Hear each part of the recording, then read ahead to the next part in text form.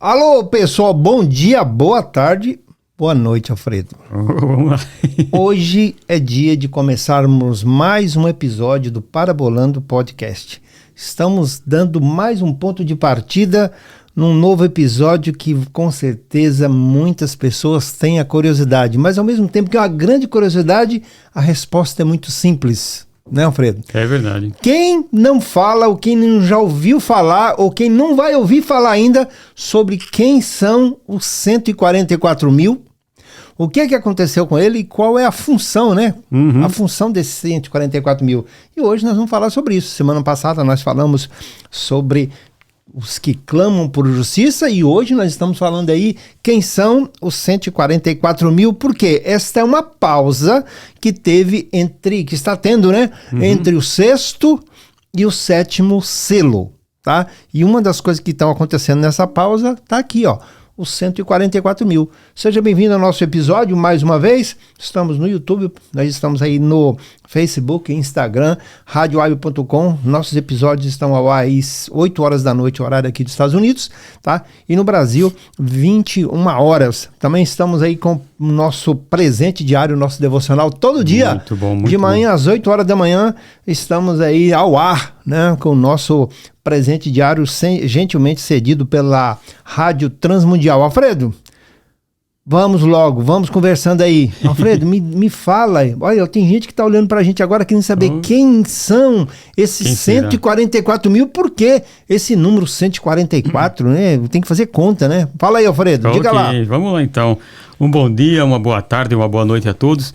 Hoje então nós vamos entrar aqui no capítulo 7 do livro do Apocalipse, onde nós vamos falar sobre pessoas sendo seladas, né?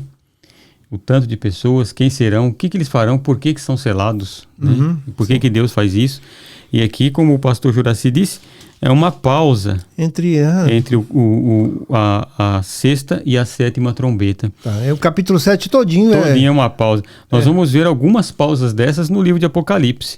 Isso mostra que Deus, mesmo enviando a punição, mesmo estando punindo o povo, ele mostra a sua graça. Ele abre o tempo, um espaço para a graça, mostrando que ele dá a oportunidade para que o homem se converta, não é? É a Bíblia, né? Está escrito que ele não tem prazer que nenhum se perca, né? Ele não tem prazer na morte do ímpio. Não é engraçado que fala que Deus tem prazer na morte do justo. Que coisa, mas só que a morte, quando o justo morre, né? O justo morre é outro destino, né? Vai para ele, fala, é meu, veio para mim. Não que é? Coisa, né? Então, olha só, o capítulo 7 diz assim: depois destas coisas, depois que ele viu todas aquelas coisas lá, ele disse assim, vi, de novo, vamos ver, né? 4 anjos que estavam sobre os 4 cantos da terra, retendo os 4 ventos da terra, para que nenhum vento soprasse sobre a terra, nem sobre o mar, nem contra árvore alguma. Então, quando se fala em 4 cantos da terra, não quer dizer que a terra é quadrada, né? Quer dizer os norte, 4 pontos cardeais, né? O norte, sul, leste e oeste, não é?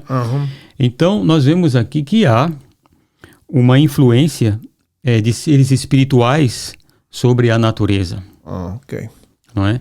Então, esses anjos, eles têm poder sobre a natureza, sobre árvores, sobre vento, sobre todas essas seguros, coisas. Quer dizer, na mão, é aqui, segura, ó. Não deixa, né, voltar, tá seguro. Às vezes, nós investigamos, tudo que se investiga, tudo que se procura ver, são coisas que os nossos olhos, coisas que humanamente pode se ver. Aqui a gente está falando de coisa que está acima dos olhos humanos e que todo esse mundo físico, ele tem um controle espiritual. Uau. Não é? Vamos ver aqui, coisa forte aqui na frente, aqui, né? Então, então, olha o que ele diz aqui. Eram 4 anjos, 4 anjos. Um já fez isso aí. Um segurou, né? Retendo os 4 ventos da terra para que não soprasse. Pronto. Né? Aí, depois diz assim, vi outro anjo. Tinha 4, cada um segurando um vento de uma parte. Depois ele viu outro anjo. subir do lado do sol, ou seja, do oriente. Meu Deus, tá aqui. Olha aí. Do sol nascente, tendo o selo do Deus vivo. E clamou com grande voz aos 4 anjos, a quem fora dado o poder de danificar a terra e o mar, dizendo: não danifiques a terra, nem o mar, nem as árvores, até que tenhamos selados nas suas testas os servos do nosso Deus. Então, quer dizer, falando assim, em linguagem simples, o mundo parou. Parou. Deu uma parada e o anjo disse, olha, não danifiques, quer dizer, há um poder espiritual por trás de catástrofes. Sim. Porque se explica a catástrofe, ok? Teve um terremoto, as placas tectônicas moveram, porque está acontecendo isso, porque está acontecendo aquilo. Sim. Mas tudo isso é segurado por um poder espiritual que há por trás de todas essas coisas. Então aqui o que acontece? Foi dito a eles, não danifiques a terra ainda. Espera aí. Você está dizendo para não danificar, significa o quê? Que vai acontecer. Né? Uhum. Uau. Vai começar, porque Jesus diz no sermão do capítulo 24 de São Mateus que haverão terremotos, pestes, né? Coisas terríveis acontecendo. Isso é enviado por quem? Por Deus. E a ordem para anjos que façam isso. Né? E aí o anjo disse, olha, não, pare que tem um tempo aí que antes de você fazer isso aí, eu preciso fazer uma coisa. Então uma coisinha para resolver aí. Calma aí. Né? Até que tenhamos selado nas suas testas o servo do nosso Deus. É interessante que nós vemos isso acontecendo lá no livro de Ezequiel. Ezequiel, sim. No capítulo 9. Nós vamos ler lá? Lá, rapaz, quando os anjos, com armas destruidoras em suas mãos. Exatamente. Uxi. Isso aqui ia acontecer que Deus estava castigando aquele povo por causa da idolatria. Sim. Né? Então era a morte Deus iria matar os idólatras. E aí de onde começa que é violento o negócio. Olha que coisa terrível. Ele diz assim no capítulo 9 do livro de Ezequiel, ele fala assim, então ouvi que gritava com grande voz, trazei os intendentes da cidade, cada um com suas armas destruidoras na mão. E vi 6 homens que vinham da direção da porta alta, que olha para o norte, cada um com suas armas destruidoras na mão. E entre eles, um homem vestido de linho, com um tinteiro de escrivão à cintura. Entraram e se puseram junto ao altar de bronze. Uhum. Então, ele não fala que era espada, eles falam que era arma destruidoras, que ele não sabia que tipo de arma que era. E que arma é essa, né? Sei lá, não tem hoje tantas armas doidas, malucas aí que a gente não sabe nem. Eu vi arma destruidora, mas não sabia o que era. Sei. Se fosse espada, ele tinha dito, era espada. Sim. Mas eram armas destruidoras. E ele diz assim, a glória do Deus de Israel se levantou do querubim, sobre o qual estava, e foi até a entrada da casa. Então clamou o Senhor ao homem vestido de linho, e tinha o tinteiro de escrivão à cintura. Ele disse, passa pelo meio da cidade, pelo meio de Jerusalém, e marca com um sinal as testas dos homens que suspiram e gemem por causa de todas as abominações que se cometem no meio dela. Uau. Uhum. Então aqui pessoas que não caíram na idolatria. Da mesma forma aqui, lembra-se que ali está falando para Jerusalém, está falando para Israel. Ezequiel está falando para Israel.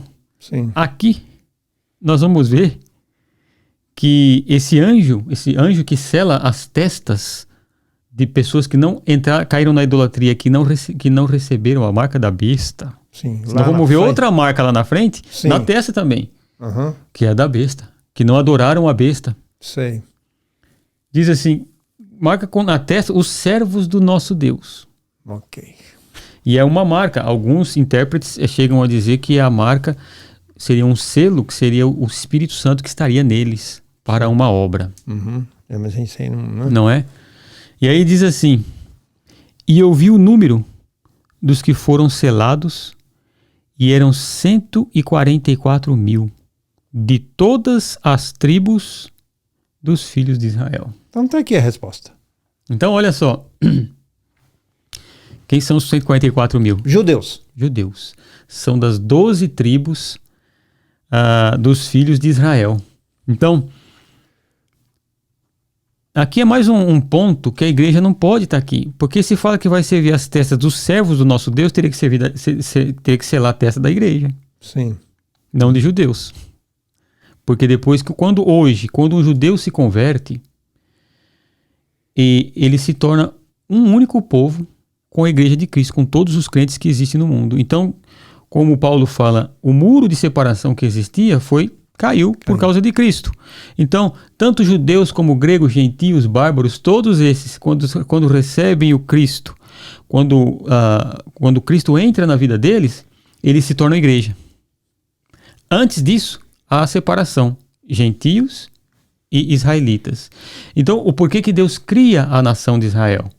Ele cria a nação de Israel para ser luz no mundo.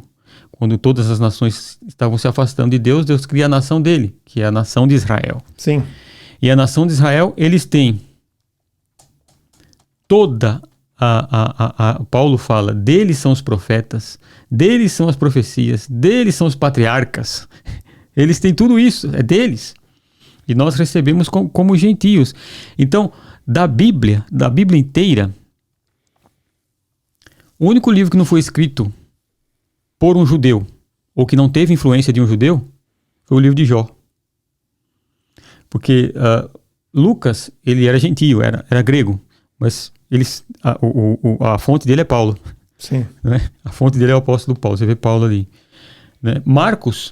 João Marcos, a fonte dele é Pedro. Né? Então, todas as escrituras foram escritas por judeu. Né? Então, para judeu, Deus escolhe eles, Deus escolhe essa nação e diz para eles, vocês irão evangelizar o mundo, vocês serão luz para o mundo. De Sião, diz a profecia, de Sião sairá a lei, de Sião sairá a palavra do Senhor. Então, qual era o plano de Deus? Qual é o plano de Deus para Israel? O porquê que Deus cria essa nação? Para que todos olhassem para aquela nação. Veja que diz que de todos os cantos do mundo vinham gente escutar a sabedoria de Salomão. Uau, exatamente. Uhum. Veio a rainha de Sabá e vinham escutar o que Salomão tinha para dizer, porque era para Israel ter sido essa nação queria ser o espelho, queria evangelizar, ia trazer o mundo para Deus, para o Deus vivo. Da nação de Israel, tem um outro plano que Deus fez para a nação de Israel, pela nação de Israel, trazer o nosso Salvador, o Messias Jesus Cristo. Né? Então Jesus Cristo veio da nação de Israel. E temos a Bíblia, temos tudo isso por eles. Porém, esse evangelizar o mundo, eles não fizeram. Você veja que por todo o tempo, para se tornar judeu, tinha que passar por várias coisas e tudo aquilo. Uhum. Tinha até aqueles os gregos que se simpatizavam com o Deus dos judeus, né, com o Deus único, o Criador do universo, mas não iam a tal ponto de se circuncidar e obedecer todas as leis, eram chamados de justos, né?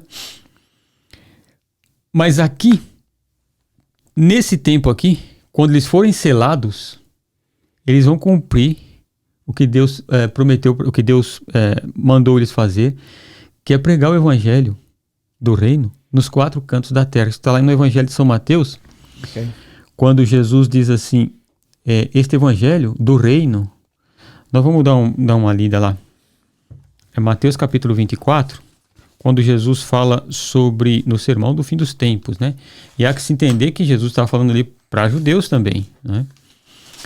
Ele está falando do tempo e tal. E vamos começar do capítulo 24, eu vou começar do versículo 11. Diz assim, surgirão muitos falsos profetas e enganarão a muitos. E por se multiplicar a iniquidade, o amor de quase todos esfriará. Mas aquele que perseverar até o fim será salvo. E este evangelho do reino será pregado em todo o mundo, em testemunho a todas as nações. E então virá o fim. Ok? Então Jesus fala que este evangelho do reino, nós, igreja, nós pregamos o evangelho de salvação. Claro que nesse evangelho da salvação está incluído o evangelho do reino de Deus. Uhum. Agora, o evangelho com um foco específico no reino de Deus, no Messias que irá reinar, que virá, tomará o poder e reinará para sempre, o Messias que vai implantar o seu reino, destruirá os seus inimigos. Esse evangelho vai ser pregado a todas as nações em testemunho. E quem vai fazer esse trabalho vai ser são esses 144 mil aqui selados. 12 por 12. Pois é. Aqui foram falar dos nomes, né? E aí ele diz assim, versículo 5, da tribo de Judá, 12 mil foram selados. Da tribo de Ruben, 12 mil. Da tribo de Gade, 12 mil. Da tribo de Azer, 12 mil. Da tribo de Naftali, 12 mil. Da tribo de Manassés, 12 mil. Da tribo de Simeão, 12 mil. Da tribo de Levi, 12 mil. Da tribo de Issacar, 12 mil. Da tribo de Zebulon, 12 mil. Da tribo de José, que aqui ele entra no lugar de Efraim, porque Efraim foi a tribo que dividiu Israel. Irmão de Manassés. O irmão de Manassés dividiu o reino do norte e o reino do sul, eles brigavam, e era chamado de Efraim, né? Certo, Então aqui põe José, 12 mil. E da tribo de Benjamim, 12 mil. Ué, mas... E aí falta uma tribo aqui, né? Eu tô achando estranho aqui. Falei, ué, o que tá acontecendo aí? Tá faltando um. Mas tá faltando ou tá sobrando? Porque se tá faltando um, aqui tem 12. E aí, como é que Exato. fica? Onde é que é aqui o negócio? Não é? Ele lembra que a tribo de Levi não entrou com herança na terra e ela é posta aqui. Não é? E aqui tá faltando a tribo de Dan. Os danitas estão faltando aqui. Eles foram tirados por causa de uma situação. Olha que coisa. Eles foram tirados desse ministério. A tribo de Dan não é dado o ministério aqui de evangelismo na grande tribulação. Nós vamos ver lá no livro de Gênesis. Gênesis primeiro. O que aconteceu lá, hein? Nós vamos em Gênesis primeiro para ver uma coisa e nós vamos ver o que aconteceu com Dan. E o porquê. Por que ele não está na área aqui? Por que ele não está na área? E como é que a profecia ela se cumpre mesmo, e profecia não é brincadeira, irmãos. Profecia de Deus, ela é 100% clara e 100% se cumpre, não é? Então, Gênesis, no capítulo 49, sim. Isso quando Jacó começou a abençoar os filhos. Antes de morrer, ele ia dar a bênção para todos os filhos, 12, não é? E aí ele diz no versículo 16, ele fala sobre Dan. Ele fala assim, Dan julgará o seu povo como uma das tribos de Israel. Dan será serpente junto ao caminho, uma víbora junto à vereda, que morde os calcanhares do cavalo e faz cair o seu cavaleiro por detrás. Ok. Olha, serpente, você veja aqui, serpente na Bíblia é víbora, não é? Veja que quando fala de Satanás, Deus fala assim, ó, o dragão, quando vai falar do dragão, em Apocalipse, fala isso é a primitiva serpente. Sim. Influência satânica. Então Dan aqui está dizendo que terá uma influência satânica. Sim. Que ela pica o calcanhar do cavalo e faz o povo de Israel cair para trás na idolatria. Sim. Nós vamos ver isso agora, lá no livro de Juízes, no capítulo 18. O que aconteceu lá, né? Juízes capítulo 18. Opa, tá aqui. Um episódio terrível. Que foi o que foi decretado ali, né? Yeah. Vamos começar do versículo 14. Olha o que acontece. Veja que Dan tinha dito lá que ele é serpente, víbora, que pica o calcanhar do cavalo e derruba o seu cavaleiro. Sim. E diz assim, olha. Então os 5 homens que foram espiar a terra de Laís disseram a seus irmãos: sabei vós que naquelas casas há uma estola sacerdotal, que era o sacerdote usava, e ídolos do lar, e uma imagem de escultura, e uma fundição. Agora sabeis o que haveis de fazer. Então foram para lá e chegaram à casa do moço levita, a casa de Mica, e o saudaram. Os 600 homens que eram dos filhos de Dan. Sim. Armados para a guerra, ficaram à entrada da porta. Os 5 homens que foram espiar a terra subiram, entraram, tomaram a imagem de escultura, a estola sacerdotal, os ídolos do lar, a imagem de fundição, ficando o sacerdote em pé à entrada da porta, com os 600 homens que estavam armados para a guerra. Entrando eles na casa de Mica e tomando a imagem de escultura, a estola sacerdotal, os ídolos do lar e a imagem de fundição, disse-lhes o sacerdote: que estáis fazendo? Responderam-lhe: cala-te não digas uma palavra. Vem conosco e sê-nos por pai e sacerdote. O que te é melhor? Ser sacerdote da casa de um só homem ou de uma tribo e de uma geração em Israel? Então o coração do sacerdote se alegrou. Eita. Tomou a estola sacerdotal, olha aqui, montei minha igreja. Sim. Igreja não, né? Me aceita. Tomou a estola sacerdotal, os ídolos do lar, a imagem de escultura e foi com o povo. Assim, tendo posto diante de si os meninos, o gado e a bagagem, viraram e partiram. Estando eles já longe da casa de Mica, os homens que estavam nas casas vizinhas a dele se reuniram e alcançaram os filhos de Dan. E clamaram após os filhos de Dan, os quais, virando-se, perguntaram a Mica: Que tens que convocaste esse povo? Respondeu ele: Os meus deuses, que eu fiz. Me tomaste juntamente com o sacerdote e partiste. Agora, o que me resta? Como me perguntais o que tens?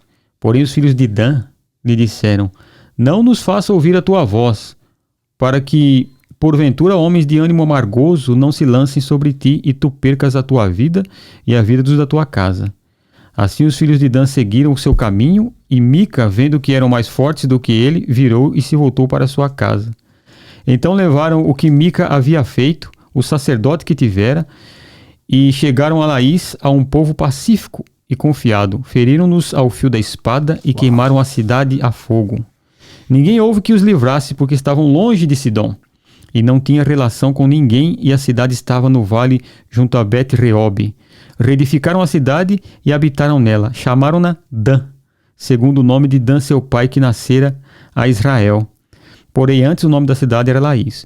Os filhos de Dan levantaram para si aquela imagem de escultura, e Jonatas, filho de Gerson, filho de Manassés, ele e seus filhos foram sacerdotes da tribo dos Danitas até o dia do cativeiro da terra.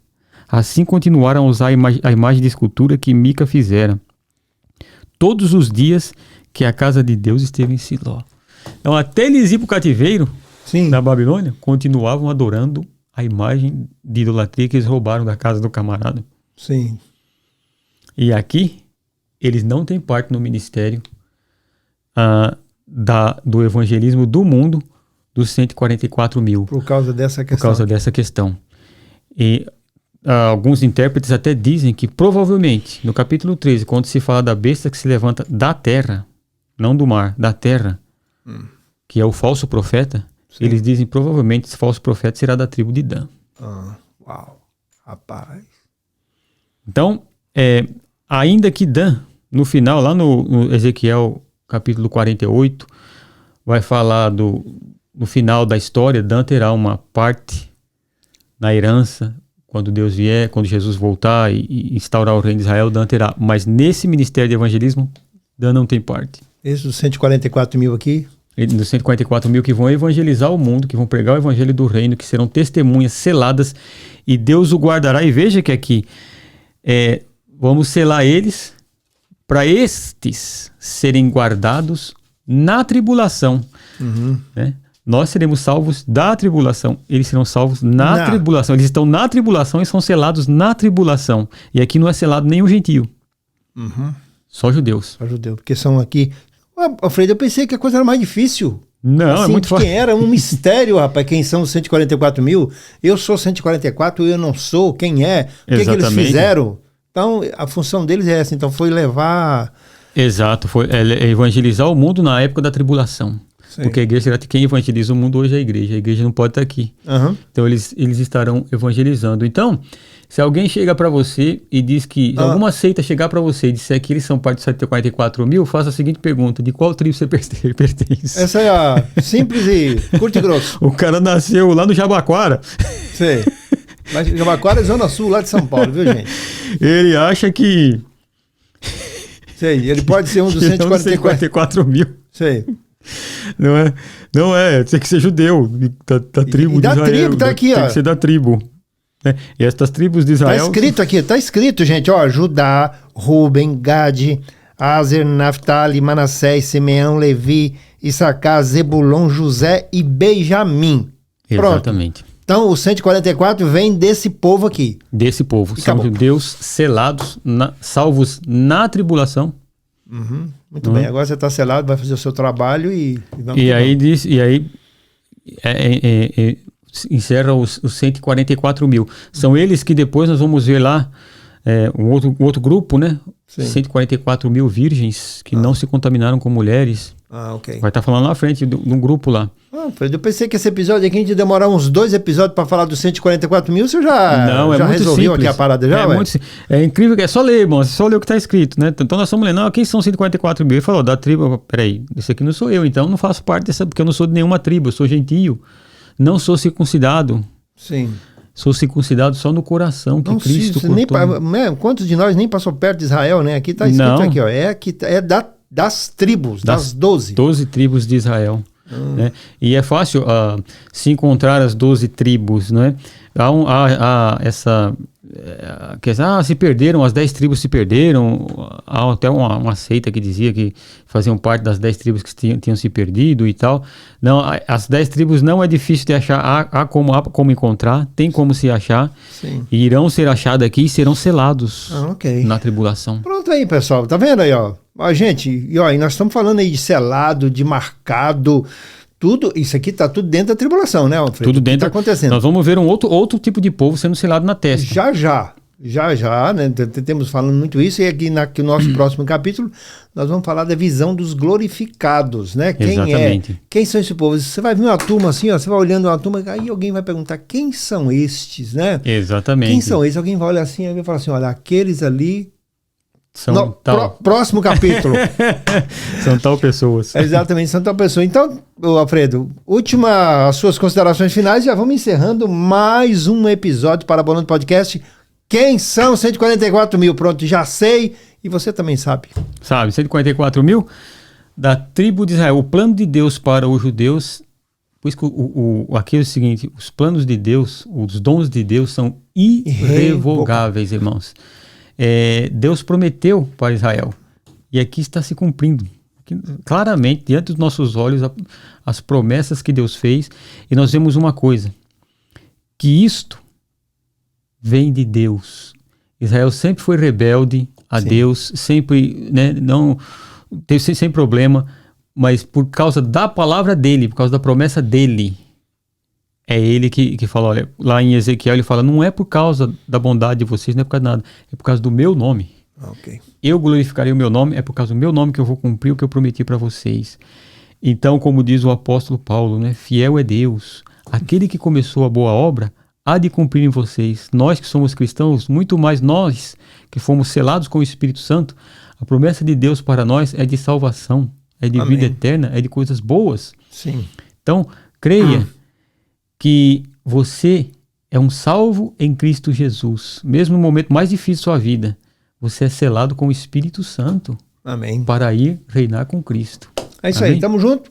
Muito obrigado por você estar conosco mais uma vez no nosso episódio. Amanhã não, né, Alfredo? Amanhã eu já tô confuso aqui. Amanhã não, é no nosso próximo episódio, né? Que nós vamos estar falando aqui sobre umas pessoas bastante interessantes, né? De onde eles vieram, de onde é que tu vens, o que tu estava fazendo lá.